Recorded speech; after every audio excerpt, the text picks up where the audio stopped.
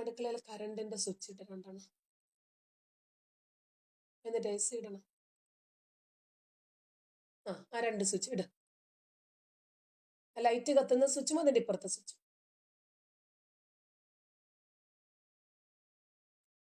ഇട്ടോ. 2 ഓണാണ്. എന്നാ AC സ്വിച്ച് ഒന്നിട്ടേ. അപ്പോ ഈ ഊളൻ ഒരിക്കലേ ഞാന് ഈ ഊളയുമായിട്ട് അവിടെ അലമാരുടെ പുറകില് ഈ ഊളനും ഞാനും കൂടി ഒരിക്കല് ഒരു ഡിബേറ്റിന് ഇരുന്നതാ മുമ്പ്. അഖിലാഹാദിയുടെ വിഷയത്തിലും ഞങ്ങൾ ഒരുമിച്ചിരുന്നു. നിപ്പ വൈറസിന്റെ വിഷയം വന്നപ്പോഴും ഞങ്ങൾ ഒരുമിച്ചൊരു ഡിബേറ്റിന് ഇരുന്നു. ഈ കർട്ടനിട്ടേ. നിപ്പ വൈറസ് വന്നപ്പോ ആള് പറയാണ്, ആരും ഒരു ചികിത്സയും എടുക്കണ്ട, നബിയുടെ മൗലിദുകൾ പാരായണം ചെയ്തുകൊണ്ടിരുന്നാ മതി എന്ന്. ഇർതകത്തു അലൽ ഖത്വാ ഗൈരി അസ്രിൻ വഅദാ ലക അഷ്കൂ ഫീഹിയ സയ്യിദി ഖൈറൻ നബി. അങ്ങനെ കുറെ ഉണ്ട് കേട്ടോ. വാനിം ബിരി സലമി വദജ്തദം അൻജറാ മിൻ മുഖ്ലതിം ബിദമി. ഇങ്ങനെ കുറെ പാട്ടുകളുണ്ട് ഇവർക്ക്. അപ്പോ മരണപ്പെട്ടുപോയ പ്രവാചകനെ വിളിച്ച് ഇവര് പ്രാർത്ഥിക്കുവാണ്. നീ എന്തിനാണ് കരയുന്നത്? റീസലമിലുള്ള കാമുകയെ ഓർത്തുകൊണ്ടാണോ നീ കരയുന്നത്? മരിച്ചുപോയ ആളുകളോട്. ഇങ്ങനെ കുറെ പാട്ടുകളുണ്ട് ഇവർക്ക് കേട്ടോ. മങ്കൂസ് മൗലൂദ് എന്നൊക്കെയാണ് അതിന് പറയുന്നത്. പ്രവാചകന്റെ കുറച്ച് മിലാദി ഷെരീഫുകളുമുണ്ട്. അപ്പൊ അതിനകത്താണെങ്കിലോ പ്രവാചകനോട്, പ്രവാചകരെ ലക്കാഷ്കൂ ഫിഹിയ, അല്ലയോ പ്രവാചകരെ, ഞാൻ എൻ്റെ ആവലാദികളുമായി നിങ്ങളെ സമീപിക്കുന്നു. സയ്യിദി ഖൈറൻ നബി, പ്രവാചകന്മാരിൽ ഉത്തമന്മാരായിട്ടുള്ള പ്രവാചകന്മാരുടെ നേതാവേ, അങ്ങനെക്ക് പുറത്തു തന്നാലും, എനിക്കാണ് പറയുന്നത്. അപ്പൊ നിപ്പ വൈറസ് വന്നാൽ നിങ്ങൾ ഒരു ചികിത്സയും വേണ്ട, നബിയെ കുറിച്ചിട്ട് ഇങ്ങനെ വാനോളം പൊക്കി പൊക്കി പൊക്കി പൊക്കി പൊക്കി പറഞ്ഞുകൊണ്ടിരുന്നാ മതിയെന്ന്. എങ്ങനെയുണ്ട്? കാര്യം പിടികിട്ടിയോ? അപ്പോ ഈ ഊളൻ ഇപ്പൊ പറയാണ്, ഊള പുസ്തകത്തിനകത്തുള്ളതന്നെ പറഞ്ഞിട്ട് കാര്യമൊന്നുമില്ല. ഇസ്ലാമിക നിയമപ്രകാരം വേഷം ധരിക്കാത്ത സ്ത്രീകൾ വേശ്യകളാണ് പോലും. കേരളത്തിലെ മുഴുവൻ സ്ത്രീകളെയും ആള് അപമാനിച്ചിരിക്കുവാണ്. നോക്കിക്കോ, ഞാൻ പറഞ്ഞതല്ല കേട്ടോ. കണ്ടോ? ഇസ്ലാമിക നിയമപ്രകാരം വേഷം ധരിക്കാത്ത സ്ത്രീകൾ വേശ്യകളാണെന്ന്. ഇവന്റെ ഉമ്മ വേശ്യയാണോ?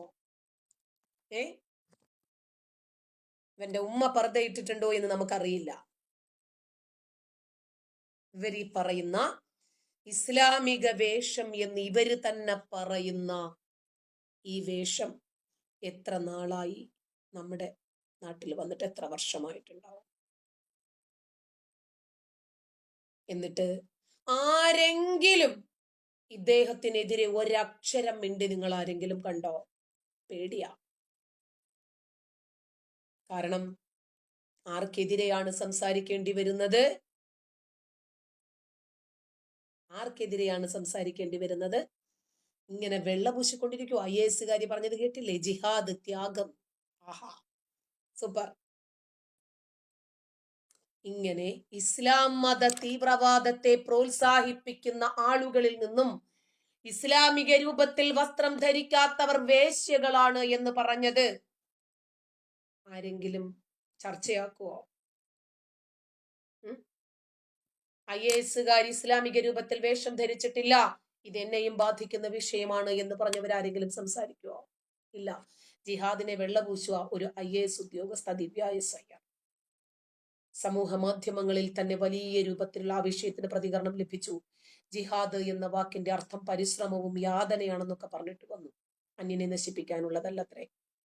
ജിഹാദ് എന്താണ് എന്ന് ഇസ്ലാമിക ഗ്രന്ഥങ്ങളിൽ നിന്ന് നമുക്ക് മനസ്സിലാകുവാണ്. കൊല്ലുക, കൊല്ലപ്പെടുക, മതത്തിനു വേണ്ടി. ഡൽഹിയിലെ ഡോക്ടർ കുഞ്ഞുങ്ങള് ബിരിയാണി വിളമ്പിയ ജിഹാദ് IAS പറയുമോ? IAS കാരി പറയുമോ? ഇല്ല. അപ്പോ ഇതുപോലെയുള്ള ചില വിഷയങ്ങളിൽ അഭിപ്രായം പറയാത്ത ആളുകളിൽ നിന്നും ഇസ്ലാമിക രൂപത്തിൽ വസ്ത്രം ധരിക്കാത്ത സ്ത്രീകൾ വേശ്യകളാണ് എന്ന് പറഞ്ഞ ഇദ്ദേഹത്തിന്റെ ഈ ഒരു പരാമർശത്തിനെതിരെ ആരെങ്കിലും രംഗത്ത് വരുമെന്ന് നിങ്ങൾ വിചാരിക്കുന്നുണ്ടോ? ഇല്ല, ആരും രംഗത്ത് വരില്ല. വരാത്ത കാരണം എന്താ? ഇതൊക്കെ തന്നെയാണ്. ഒരു മത വിഭാഗത്തെ ആരെങ്കിലും എതിർക്കുവോ പെട്ടെന്ന്? അതും ഈ താടിയും തലപ്പാവുമുള്ള മതത്തെ? ഇല്ല. താടിയുള്ള അപ്പൂപ്പനെ പേടിക്കണ്ടേ? ഈ മതഭീകരരെ ആരെങ്കിലും എതിർത്ത് കഴിഞ്ഞാൽ പിന്നെ പറയേണ്ട കാര്യമുണ്ടോ? ഏ 1-2 തലമുറയ്ക്ക് മുമ്പ് ഇവന്റെയൊക്കെ പൂർവികരുടെ പേരെടുത്തു നോക്കിയാൽ ചാത്തനെന്നും നാണിയെന്നുമൊക്കെയാണ് കാണുന്നത് എന്ന് മുള്ളൂർക്കര മുഹമ്മദ് അലി സഖാഫി പറഞ്ഞത് ഓർമ്മയുണ്ടോ? അന്നൊക്കെ ഈ വേഷമുണ്ടായിരുന്നു. അപ്പൊ നമ്മുടെ ഉമ്മുമ്മ ഒക്കെ വേശ്യമാരാണെന്നോ? അങ്ങനെയാണെങ്കിൽ ഇവനൊക്കെ തന്തയ്ക്ക് പറന്നവനാണ് എന്ന് നമുക്ക് പറയാൻ പറ്റുമോ? ആ ഫൈസി പറഞ്ഞതാണ്, സമൂഹ മാധ്യമങ്ങളിലൊക്കെ വലിയ രൂപത്തിൽ ചർച്ചയായ വിഷയമാണത്. ഞാൻ പറഞ്ഞതല്ല കേട്ടോ.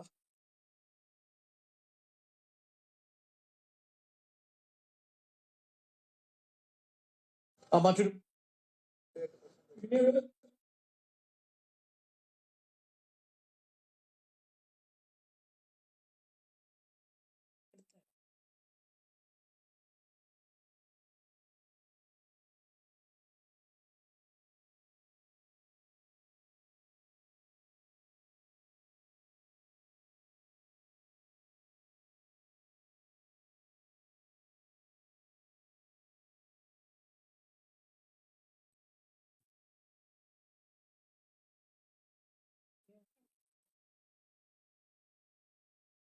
ഫേസ്ബുക്കില് കണ്ടതാണ് കേട്ടോ. ആരുണ്ടാക്കിയ പോസ്റ്ററാണെന്ന് അറിയില്ല. പോസ്റ്റർ നമുക്ക് കിട്ടി. ഇയാളെ പറഞ്ഞിട്ട് കാര്യമില്ല. വേശ്യകൾ ആരൊക്കെയാണ്? മറ്റുള്ളവര് നമ്മുടെ സ്മെല്ല്, വിയർപ്പ്, ഇന്ന് ഏറ്റവും കൂടുതൽ വിയർക്കുന്ന ഒരു സാഹചര്യം അത് ആ വീട്ടിനകത്തിരുന്നിട്ട് പോലും വിയർക്കുന്നു. പുറത്ത് നല്ല മഴയുമുണ്ട്, എന്നിട്ട് AC-യും ഫാനും ഒക്കെ നമുക്ക് വേണ്ടി വരുവാണ്. അപ്പോൾ ഒരു ഉസ്താദിന്റെ പ്രസംഗം കൂടി കേട്ട ഞാൻ പറഞ്ഞു വരുന്നത്, ഇവരല്ല കുറ്റക്കാർ എന്നാണ്. ഇസ്ലാമിക നിയമപ്രകാരം വേഷം ധരിക്കാത്ത സ്ത്രീകൾ വേശ്യകളാണ് എന്ന് ഇദ്ദേഹം പറയുമ്പോൾ മറ്റൊരു പുരോഹിതൻ പറയുന്നു പെർഫ്യൂം അടിക്കുന്ന പെണ്ണുങ്ങൾ വേശ്യകളാണെന്ന്. ആരാ വേശ്യാവൃത്തിയിൽ നിന്ന് രക്ഷപ്പെടുന്നത്? മദീനാണ്. നല്ല മണം കേട്ടാൽ തന്നെ വൈകാരം ഉണരുന്നു, ലൈംഗിക ചോദന അവന്റെ മനസ്സിലുണ്ടാകും. എല്ലാം നബി സല്ലല്ലാഹു അലൈഹി വസല്ലം പറഞ്ഞിരുന്നു. അതുകൊണ്ടാണ് പറഞ്ഞതെന്ത്, അയ്യുമമ്രഅത്തിൻ ഇസ്തഅ്തറത്, ഏതെങ്കിലും ഒരു പെണ്ണ് അവൾ സുഗന്ധം ഉപയോഗിക്കുന്നു, അടിച്ചു വീശുന്ന സുഗന്ധം ഉപയോഗിക്കുന്നു, ഫമറത്ത് അലാ ഖൗമിൻ, എന്നിട്ടൊരു ജനതക്കരികിലൂടെ അവൾ നടന്നു പോകുന്നു, ലിയജിദൂ മിൻ റീഹിഹാ, അവൾ എന്തിനാ സുഗന്ധം ഉപയോഗിച്ചത്? മറ്റുള്ളവരൊക്കെ ഒന്ന് ആസ്വദിച്ചിട്ട് മണം ഒന്ന് കണ്ട് എന്നിലേക്കൊന്ന് ആകർഷിക്കട്ടെ എന്ന് വിചാരിച്ചുകൊണ്ട് സുഗന്ധം ഉപയോഗിച്ച് പുറത്തിറങ്ങുന്ന പെണ്ണ് ഫഹിയസാനിയ, അവൾ വേശ്യയാകുന്നു. നമുക്ക് ഇതിൽ കൂടുതലൊന്നും താങ്ങാൻ പറ്റില്ല. ഇതിൽ കൂടുതലൊന്നും നമ്മളെ കൊണ്ട് താങ്ങാൻ പറ്റത്തില്ല. എത്ര മുസ്ലിം സ്ത്രീകളാണ് ഇന്ന് പെർഫ്യൂം അടിക്കാതെ, മുഖമൊക്കെ ഒന്ന് മിനുക്കാതെ, ലിപ്സ്റ്റിക് ഇടാതെ, മേക്കപ്പ് ഇടാതെ, പുരുകമൊക്കെ ഒന്ന് ത്രെഡ് ചെയ്യാൻ എത്ര സ്ത്രീകളും പെൺകുട്ടികളെയും ഇവർക്ക് കാണാൻ പറ്റുമെന്ന് ഇവര് പറയണം.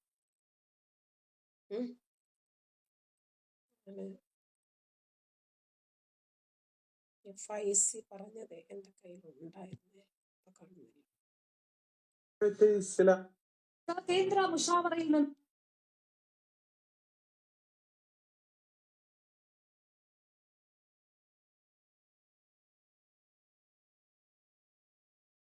സാരമില്ല. എന്തായിരുന്നാലും ഇദ്ദേഹം ഇത് പറഞ്ഞതാണെങ്കിൽ ഇത് നെറികേടാ.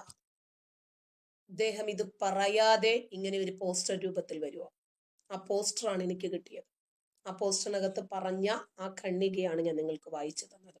നാളെ ഇനിയിപ്പോൾ ഇയാളെ കുറിച്ച് ഞാൻ പറഞ്ഞെന്നും പറഞ്ഞ് എനിക്കെതിരെ എന്തെങ്കിലുമൊക്കെ തീരുമാനങ്ങളും ഒക്കെ ആയിട്ട് വരും. അതൊന്നും പ്രശ്നമില്ല. അതൊക്കെ എതിരിടാൻ തയ്യാറായിട്ട് തന്നെയാണ് നിൽക്കുന്നത്. ഒന്നും ഒരു വിഷയമല്ല. അപ്പോൾ ഇസ്ലാമിക രൂപത്തിൽ വസ്ത്രം ധരിക്കണം, ധരിക്കാത്തവർ വേശ്യകളാണ് എന്ന് പറയുമ്പോൾ ഇതൊരു ബഹുസ്വര സമൂഹമാണെന്ന് മറന്നു പോകുകയാണ്. ഇതൊരു മിക്സ്ഡ് ആയിട്ടുള്ള ഒരു സമൂഹമാണ്. മുസ്ലിങ്ങൾ മാത്രം ജീവിക്കുന്ന രാജ്യമല്ല ഇത്. ഇസ്ലാമിക രാജ്യത്താണെങ്കിൽ ഇപ്പൊ താലിബാനെ നമ്മളൊന്നും പറയുന്നില്ലല്ലോ. അഫ്ഗാനിൽ അവരൊക്കെ നടപ്പിലാക്കുന്ന നിയമങ്ങള്, ഇറാനിൽ നടപ്പിലാക്കുന്ന നിയമങ്ങളെ കുറിച്ച് നമ്മളാരും ഒന്നും പറയുന്നില്ലല്ലോ. എന്താ കാരണം? അതൊക്കെ ഇസ്ലാമിക രാജ്യങ്ങളാണ്. ഇസ്ലാമിക രാജ്യങ്ങളിൽ ആ നിയമങ്ങൾ അവര് നടപ്പിലാക്കും. നമുക്കാർക്കും അതിനെ കുറിച്ചിട്ടൊന്നും പറയാൻ പറ്റില്ല. എനിക്കത് കാണിക്കാതൊരു സമാധാനമില്ല.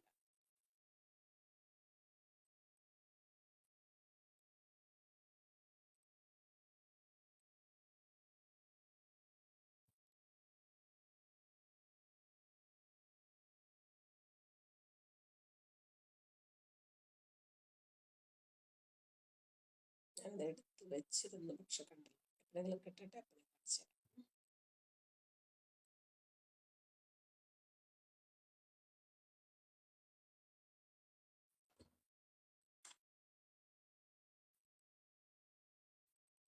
ഒന്ന് രണ്ട് തലമുറയ്ക്ക് മുമ്പുള്ള ആളുകൾ ഏതു വേഷമാണ് ധരിച്ചിരുന്നത് എന്നെങ്കിലും അറിയാമായിരുന്നെങ്കിൽ ഇദ്ദേഹം ഈ വിവരക്കേടുമായി രംഗത്ത് വരുമായിരുന്നില്ല, അല്ലെ? അപ്പോ ഇവിടെ ഇസ്ലാമിക രാജ്യം ഉണ്ടാക്കുക എന്ന രൂപത്തിൽ ഇന്നല്ലെങ്കിൽ നാളെ ഈ രാജ്യം ഇസ്ലാമിക ഭരണത്തിൻ കീഴിൽ വരുമല്ലോ, അങ്ങനെ വിചാരിച്ച് ഇവര് ഇസ്ലാമിക ഭരണം കീഴിലാക്കുന്നതിന് മുമ്പ് തന്നെ ഇത്തരം നിയമങ്ങൾ ക്രമേണ ഓരോ ഭാഗത്തു നിന്ന് പരിഷ്കരിച്ച് കുറെ പേരെ മതം മാറ്റി അങ്ങനെ ഇസ്ലാമിക രാഷ്ട്രം സ്ഥാപിക്കുവാണ്. മനസ്സിലായ? അങ്ങനെ ഇവര് പല രൂപത്തിലൂടെയും മതം മാറ്റൽ മാത്രമല്ല, പെറ്റുപെരുക്കുക എന്ന വേറെ ഒരു തത്വമുണ്ട്. കൊള്ളയടിക്കുക, കബളിപ്പിച്ചെടുക്കുക എന്ന വേറെ ഒരു മാർഗമുണ്ട്.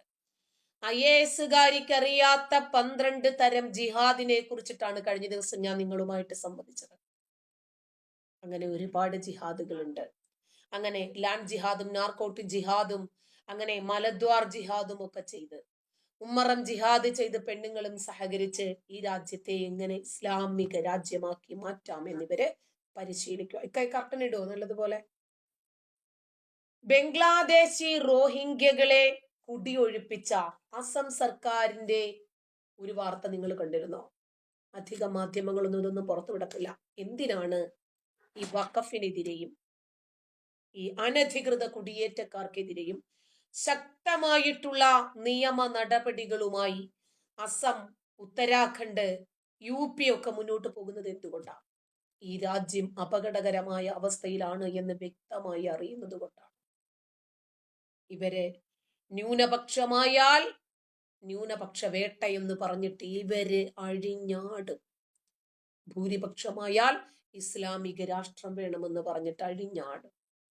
ഇണങ്ങിയും പിണങ്ങിയും പോകാൻ പറ്റാത്ത ലോകത്തിലെ ഏക വിഭാഗമാണ് ഇവര്.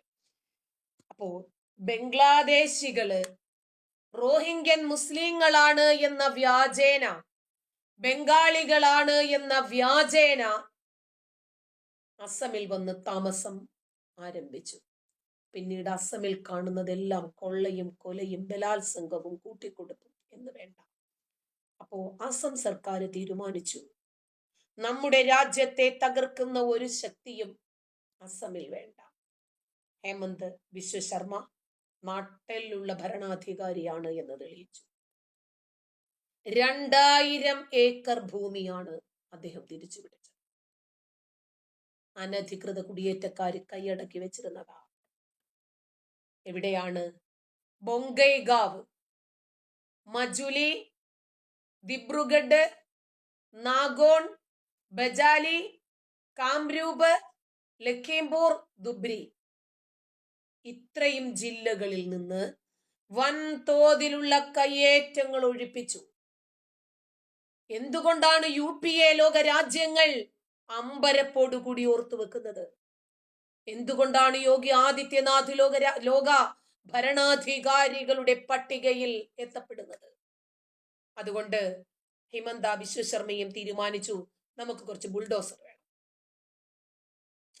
മുറിയൻ കുഞ്ഞുങ്ങളെ പായിപ്പിക്കാൻ മറ്റൊരു മാർഗവുമില്ല. അതുകൊണ്ട് ബുൾഡോസർ ഓർഡർ ചെയ്തു. പിറ്റേ ദിവസം നേരം വെളുത്തപ്പോൾ അസം ശൂന്യം. ബംഗ്ലകൾ നാടുപിടിച്ചു. വൈഷ്ണവ മഠങ്ങളുടെ ഭൂമി ബംഗ്ലാദേശികൾ കൈയടക്കി വെച്ചിരിക്കുന്നു. അതും ഒഴിപ്പിക്കുന്നതിന് വേണ്ടിയിട്ടുള്ള നടപടികൾ ആരംഭിച്ചു കഴിഞ്ഞു. ആദ്യം ചെയ്തത് അവർക്ക് കരണ്ട് വിച്ഛേദിക്കുക എന്നതാണ്. പിന്നീട് ജലവിതരണം കട്ട് ചെയ്തു. അത് കഴിഞ്ഞിട്ടാണ് ഒഴിഞ്ഞു പൊക്കോളാൻ പറഞ്ഞത്. ജൂലൈ 8-ാം തീയതി അസം സർക്കാർ ദുബ്രി ജില്ലയിൽ ബംഗാളി മുസ്ലിങ്ങൾ എന്ന വ്യാജേന ബംഗ്ലാദേശികൾ കയ്യേറിയ 1150 ഏക്കറിലധികം സർക്കാർ ഭൂമി ഒഴിപ്പിക്കുന്നതിന് വേണ്ടി മെഗാ കുടിയൊഴിപ്പിക്കൽ ഡ്രൈവ് നടത്തി. മെഗാ വിറ്റൊഴിക്കൽ മേളയൊക്കെയല്ലേ നമ്മൾ കണ്ടിട്ടുള്ളൂ. മെഗാ ഒഴിപ്പിക്കൽ മേള. രാജ്യസ്നേഹമുള്ളവർ അങ്ങനെയാ. അവരെ അതിഥി തൊഴിലാളികൾ എന്ന് പറഞ്ഞ് ഇവിടെ കൊണ്ടുവന്ന് പാർപ്പിച്ച് ആളൊന്നിന് 25,000 രൂപ നിരക്കിൽ രാജ്യദ്രോഹികൾ അവരോട് വാങ്ങി അവർക്ക് വ്യാജരേഖകൾ ഉണ്ടാക്കി കൊടുത്ത് ഈ രാജ്യത്തിന്റെ അസ്ഥിവാരം തോണ്ടാനുള്ള മണ്ണുമാന്ത്രി യന്ത്രം കൂടി അവരുടെ കയ്യിൽ കൊടുക്കുന്ന ഏർപ്പാടുണ്ടല്ലോ. കേരളത്തിലേ നടക്കൂ, എല്ലാവരോടും നടക്കില്ല. ഏകദേശം 1400 കുടുംബങ്ങളെ മാറ്റിപ്പാർപ്പിച്ചുകൊണ്ട് ജില്ലയിലെ 3 സ്ഥലങ്ങളിലായി കുടിയൊഴിപ്പിക്കൽ മേള വമ്പിച്ച വിജയത്തോടുകൂടി മുന്നോട്ട് പോയി.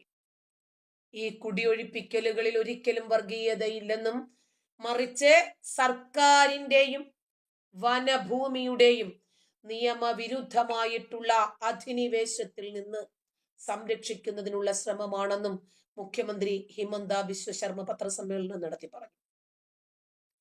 അനധികൃത കയ്യേറ്റം ചെയ്ത് എവിടെ ഏവന്റെ ഭൂമി കിടന്നാലും അവിടെ പോയി കുറ്റിയടിക്കുക.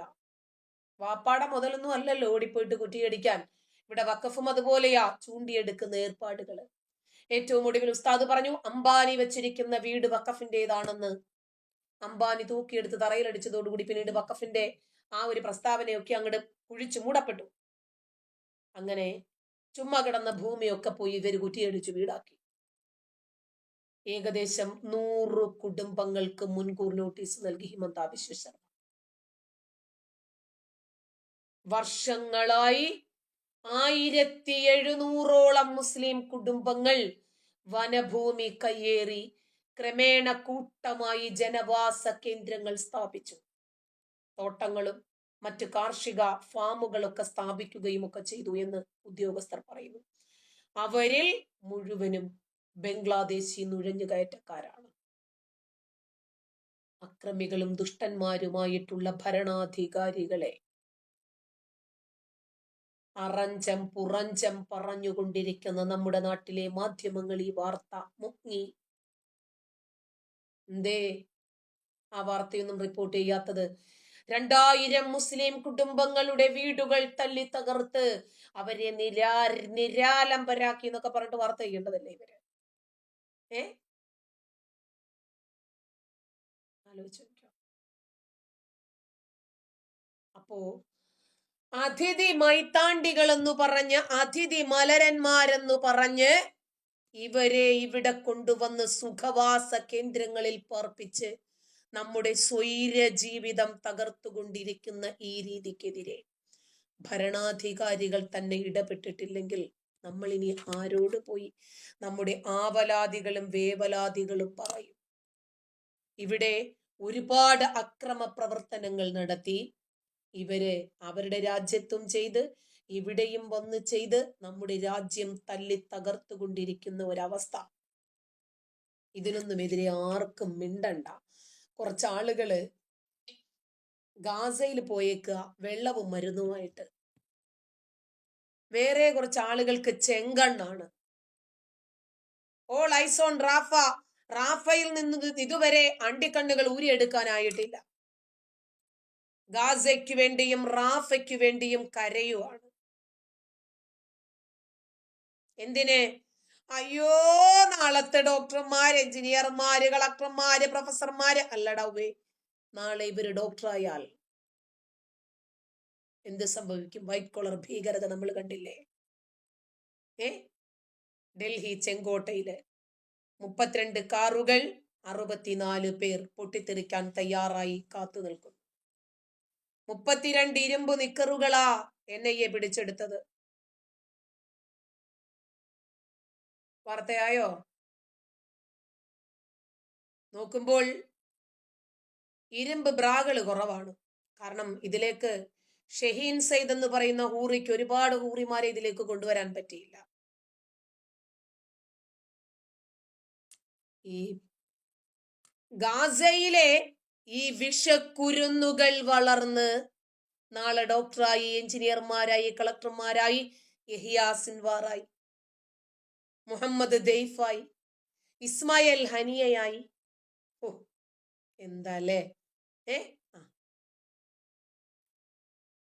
പിന്നെ മലപ്പുറത്തേക്ക് ഒരുത്തനെ കൊണ്ടുവരാൻ വേണ്ടി തീരുമാനിച്ചിരുന്നല്ലോ, ഖാലിദ് മിഷേൽ. അതെ, അതുപോലെയൊക്കെയുള്ള ആൾക്കാരായിട്ട് മാറുമായിരുന്നു. ആഹാ, അയ്യോ എനിക്ക് വെള്ളം ഇറങ്ങുന്നില്ലേ, എന്റെ തൊണ്ട അടഞ്ഞു പോയേ. ഗാസയിലെ കുഞ്ഞുങ്ങൾ എന്റെ കൊച്ചാപ്പാട മക്കളാണേ.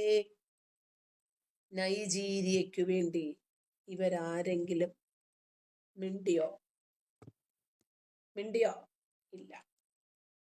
സുഡാനിലെ കൊല്ലപ്പെടുന്നത് കറുത്ത മക്കളാ, തൊലി കറുത്ത മനുഷ്യരാണ്. ഈച്ചയെയും കൊതുകിനെയും ഉറുമ്പിനെയും ഒക്കെ കൊല്ലുന്ന ലാഘവത്തോടെ ആ പാവങ്ങളെ, പൈതലുകളെ വെടിവെച്ച് വീഴ്ത്തുന്ന ഭീകരമായ കാഴ്ചകൾ കണ്ടിട്ട് ഒരു നാറികൾക്കും കരയണ്ട. ഒരാളുടെയും മനുഷ്യത്വം മരവിച്ചു പോകുന്നില്ല. തൊലി കറുത്തവര് നാളെ എവിടെ ഡോക്ടറാകാൻ, എവിടെ എഞ്ചിനീയർ ആകാൻ, എവിടെ കളക്ടർ ആകാനല്ലേ? ഫലസ്തീനിലെ ഒരു തീവ്രവാദി ഒക്ടോബർ 7-ാം തീയതി ഇസ്രായേലിലേക്ക് കടന്നു കയറി 10 പേരെയാണ് കൊന്നത്. എന്നിട്ട് അവന് ഭയങ്കര ആഹ്ലാദത്തോടെ അവന്റെ തന്തയെ ഒരു വെളുപ്പിനെ 2 മണിക്ക് വിളിച്ചിട്ട് പറയുന്നു, അബ്ബാ, ഞാൻ അനസാണ് അബ്ബാ വിളിക്കുന്നത്. ആ പറമോനെ, പപ്പ ഉറങ്ങാം. പപ്പാ, ഞാൻ എന്റെ ഈ കൈകൾ കൊണ്ട് 10ഓളം ജൂതന്മാരെ കൊന്നു വാപ്പാ. എനിക്കിനിയും കൂടുതൽ ആളുകളെ കൊല്ലണം വാപ്പാ. 21 വയസ്സുകാരൻ. കൊല്ലുന്നതിന് തൊട്ട് മുമ്പ് ഒരുത്തന്റെ ഫോൺ വാങ്ങി അവന്റെ തന്തയെ വിളിക്കുക, വാപ്പാ 10 യഹൂദരെ ഞാൻ കൊന്നു വാപ്പാ, അവന്റെയൊക്കെ രക്തം എന്റെ കയ്യിൽ ഇപ്പോഴും ഉണങ്ങാതെ കിടക്കുന്നുണ്ട് വാപ്പാ. അപ്പോൾ അവന്റെ തന്ത കേട്ടിട്ട് പറയാണ്, അല്ലാഹു അക്ബർ. എന്നിട്ട്, മോനെ, കൂടുതൽ ആളുകളെ കൊന്നിട്ട് പെട്ടെന്ന് നീങ്ങി വന്നേക്കണേ മോനെ, നിന്റെ ജീവന് വിലയുണ്ട് മോനെ, ഒരുപാട് പേരുടെ ജീവൻ നീ എടുക്കേണ്ടതല്ലേ മോനെ. ഒരു 21-കാരൻ യഹൂദരെ കൊന്നിട്ട് വിളിക്കുക, യഹൂദരെ, അവരുടെ ജീവന് വിലയില്ലല്ലോ അല്ലെ, കൊല്ലാൻ പടച്ചോൻ പറഞ്ഞതല്ലേ. ആരെങ്കിലും ഈ കൊടും ഭീകരൻ കൊന്ന 10 പേരെ കൊന്നു, പിന്നീട് 21ഓളം ആളുകൾ പോട്ടെ. ഒക്ടോബർ 7-ാം തീയതി കൊല്ലപ്പെട്ട 1400 ആളുകൾക്ക് പേരില്ലേ, തന്തയില്ലേ, തള്ളയില്ലേ, സ്വപ്നങ്ങളില്ലേ? ഇസ്രായേലിലാണെങ്കിൽ ഉറപ്പായിട്ടും അവർ നാളത്തെ ഡോക്ടറും എഞ്ചിനീയറും സയന്റിസ്റ്റും ഒക്കെ ആകും, സംശയമില്ല. തീവ്രവാദിയാകത്തില്ല, ഇരുമ്പ് നിക്കറിട്ട് പൊട്ടിത്തെറിക്കുന്നവരാകത്തില്ല ഒരിക്കലും. ഈ നൈജീരിയയിലെ ആരുടെയെങ്കിലും പേര് വായിച്ച് ഇവന്മാരാരെങ്കിലും പോകുന്നുണ്ടോ? ഇല്ല. നൈജീരിയയിലെ ആളുകളുടെ പേര് വായിച്ചിട്ട് ബംഗ്ലാദേശിൽ ജമാഅത്തെ ഇസ്ലാമി കൊന്നൊടുക്കിയ ആളുകളുടെ പേരുകൾ വായിച്ചിട്ട്, നൈജീരിയയിൽ ഇസ്ലാം മത തീവ്രവാദികൾ കൊന്നവരുടെ പേരുകൾ വായിച്ചിട്ട്, സിറിയയിൽ ഐസിസ് ഭീകരന്മാർ കൊന്നവരുടെ പേരുകൾ വായിച്ചിട്ട്, ഇറാനിൽ ആയത്തുള്ള അലി ഖുമേനി കൊന്നവരുടെ പേരുകൾ വായിച്ചിട്ട് നിങ്ങൾക്ക് ആർക്കെങ്കിലും തിരുവാതിര കളിക്കാനുണ്ടോടെ? കോൽക്കളി കളിച്ചിട്ട് ദഫ്മുട്ട് പാടണോടെ? ഡോക്ടറും എഞ്ചിനീയറും ഒന്നും ആകത്തില്ലവരാരും അല്ലേ. അവരെല്ലാം നിരപരാധികളായിട്ടുള്ള പാവങ്ങളായിരുന്നു. നൈജീരിയയിലെ ആളുകൾ കറുത്തവരുമായിരുന്നു. സമാധാനത്തോടുകൂടി ജീവിച്ചു കൊണ്ടിരുന്ന മനുഷ്യർ. ലോകത്തിന്റെ വിവിധ കോണുകളിൽ ഇവർ നുഴഞ്ഞു കയറി. ഇവർ നോക്കിയപ്പോൾ യൂറോപ്പ്, ഓസ്ട്രേലിയ, ന്യൂസിലാൻഡ്, അമേരിക്ക, ഇവരൊക്കെ കുറച്ച് മനുഷ്യത്വമുള്ളവരാ. കാരണം ഇവരൊന്നും 6-ാം നൂറ്റാണ്ടിലെ ഗോത്ര കിതാബിൽ തലയും ഒക്കെ വെച്ച് കിടക്കുന്നവരല്ല, കുറച്ച് ചിന്തിക്കുന്നവരാ, മാറുന്ന കാലഘട്ടത്തിനനുസൃതമായി ചിന്തിക്കുന്നവരാ. അവരിൽ അധികവും ക്രിസ്ത്യാനികളാ, അവര് ബൈബിള് വായിക്കുന്നവരാ, വിശ്വാസികളാ. മനുഷ്യനെ പരസ്പരം സ്നേഹിക്കാൻ പഠിപ്പിക്കുന്ന ആശയമാണ് അവരുടേത്. അവിടെയൊക്കെ ഇവര് നുഴഞ്ഞു കയറി ഈ മതത്തിന്റെ മാരകമായ വിഷവിത്തുകൾ അവിടെയൊക്കെ പാകി. അവരുടെ സമാധാനം കളഞ്ഞു, അവരുടെ ഉറക്കം കളഞ്ഞു. ഈ മതത്തിന്റെ അതിപ്രസരം എവിടെയുണ്ടോ അവിടെയെല്ലാം തകർന്ന് തരിപ്പണമാക്കുമെന്ന് ഇവര് തന്നെ അവകാശപ്പെടുമ്പോൾ പലരുടെയും ചോദ്യം ഉയരുകയാണ്. മുസ്ലിങ്ങൾ മാത്രമാണോ തീവ്രവാദികൾ? അതെ, അതെ, അതെ. പിടിക്കപ്പെട്ട എല്ലാ തീവ്രവാദികളും മുസ്ലിങ്ങളായിരുന്നു. എല്ലാ മുസ്ലിങ്ങളും തീവ്രവാദികളല്ല. തീവ്രവാദത്തെ എതിർക്കാത്ത ആളുകളും മൃദു തീവ്രവാദികളാണ്. സൗദി അറേബ്യയും UAEയും ബഹ്റൈനും ഖത്തറും ഒക്കെ ഇസ്ലാമിക രാജ്യങ്ങളായിട്ട് അവരെത്ര സമാധാനത്തോടു കൂടിയാണ് കഴിഞ്ഞു പോകുന്നത് എന്ന് ചിലർ ചോദിക്കാറുണ്ട്. ഗൾഫ് രാജ്യങ്ങളിൽ നിന്നൊക്കെ അമുസ്ലിങ്ങളെ കൊല്ലുന്നുണ്ടോ, അവരെ പുറത്താക്കുന്നുണ്ടോ എന്ന്. തീവ്രവാദമുണ്ടെങ്കിലേ ഉള്ളു പ്രശ്നം. തീവ്രവാദം ഈ പറഞ്ഞ അറബ് രാജ്യങ്ങളിൽ ഏതെങ്കിലും ഒരു കോണിലുണ്ടെങ്കിൽ അത് മണത്തറിഞ്ഞ് വേരോടെ പിഴുതെറിഞ്ഞ് നശിപ്പിക്കുവാൻ ശേഷിയുള്ള ചങ്കുറപ്പുള്ള ഭരണാധികാരികൾ അധികാര കസേരകളിൽ അമർന്നിരിക്കുന്നത് കൊണ്ട് ആ രാജ്യങ്ങളിൽ സമാധാനമുണ്ട്. ഇസ്ലാമിക രാജ്യങ്ങളായിട്ട് എന്തുകൊണ്ടാണ് പലസ്തീനു വേണ്ടിയിട്ട് ഒരു റാലി അവിടെ നടക്കാത്തത്? ഗാസയ്ക്ക് വേണ്ടി എന്തേ അവര് കരയാത്തത്? ഈജിപ്റ്റ് എന്തുകൊണ്ടാണ് റാഫ കവാടം തുറന്നു കൊടുക്കാത്തത്? ഹമാസിന് വേണ്ടി, ഗാസയ്ക്ക് വേണ്ടി. ഇസ്ലാമിക രാജ്യങ്ങൾ എന്തേ പലസ്തീനുകളെ സ്വീകരിക്കാത്തത്? ഇരുകരങ്ങളും നീട്ടി. ഗാസയ്ക്ക് വേണ്ടി പ്രാർത്ഥിച്ച ആളുകളെ നാടുകടത്തിയ രാജ്യമാണ് സൗദി അറേബ്യ. തീവ്രവാദമാണോ, വർഗീയവാദമാണോ, ഭീകരവാദമാണോ, അത് ഏതു മതത്തിൻ്റെതായിരുന്നാലും ശരി, അതിനെ പ്രോത്സാഹിപ്പിക്കാൻ പാടില്ല. എവിടെയൊക്കെയാണോ അതിന് വിഘാതമായി അടിച്ചമർത്തലുകൾ നടക്കാതെ അവരെ പ്രീണിപ്പിച്ച് സുഗമമായ രൂപത്തിൽ അവരെ കൊണ്ടുപോയിട്ടുണ്ടോ, അവിടെയൊക്കെ തീവ്രവാദത്തിന്റെ യൂണിവേഴ്സിറ്റികൾ ഉയരും, സംശയമില്ല. ആ രാജ്യത്ത് മറ്റു മതവിശ്വാസികൾക്ക് ജീവിക്കാൻ സാധിക്കാതെ വരും. അവരുടെ സമാധാനവും ഉറക്കവും തൊഴിലും അവരുടെ മക്കളും ഒക്കെ നഷ്ടപ്പെടും. എന്തുകൊണ്ടാണ് സൗദി അറേബ്യ സ്കൂളുകളിൽ മുസ്ലിം ബ്രദർഹുഡ് ബന്ധമുള്ള എല്ലാവരെയും ജോലിയിൽ നിന്ന് പറഞ്ഞു വിട്ടത്? അവര് പറഞ്ഞു നടക്കുന്ന തീവ്രവാദം തന്നെയാണ് കാരണം. പള്ളികളിൽ പ്രസംഗിക്കുന്നതിന് മുമ്പ് തന്നെ കൃത്യമായി എഴുതി കൊടുത്ത് പെർമിഷൻ വാങ്ങണം. ഖത്തറിൽ ആ നിയമം പ്രാബല്യത്തിൽ വന്നു കഴിഞ്ഞു.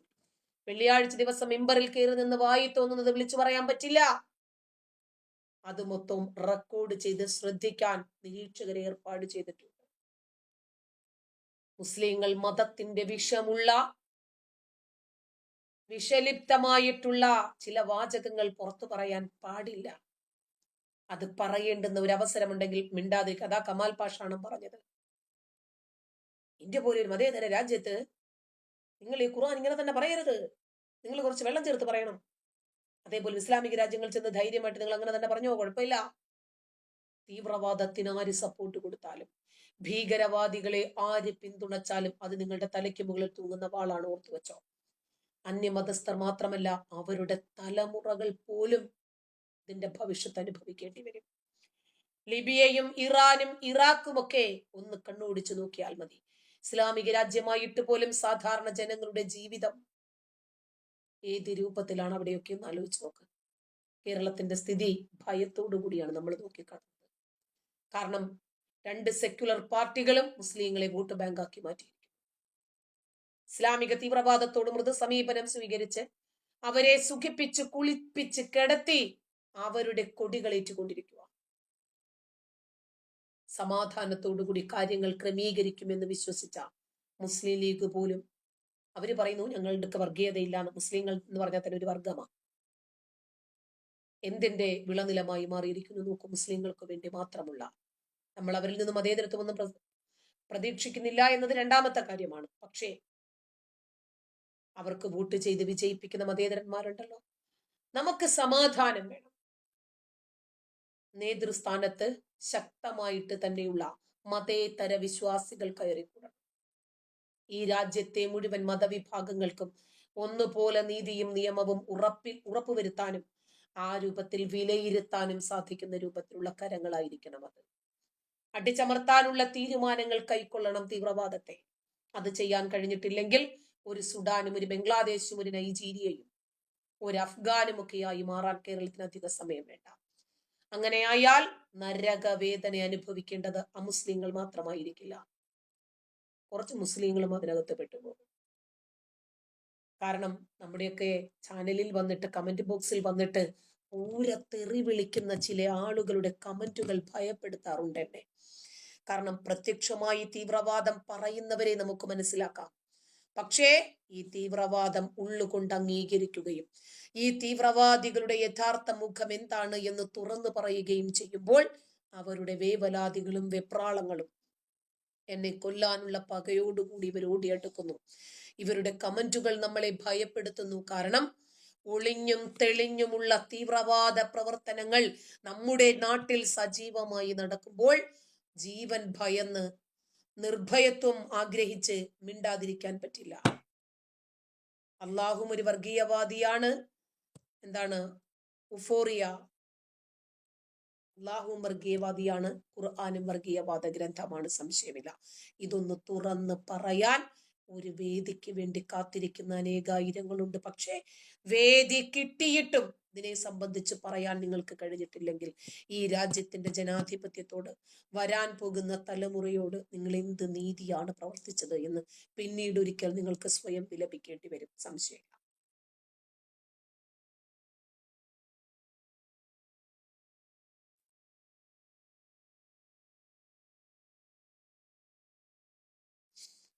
ജുമ ആസനം പൊക്കി കാണിക്കുന്ന ഏർപ്പാട്, അതെ, ഉച്ചയും കുത്തി മാറിയണം ഇവർക്ക്. ചുമ്മാ ഒരു സുഖം.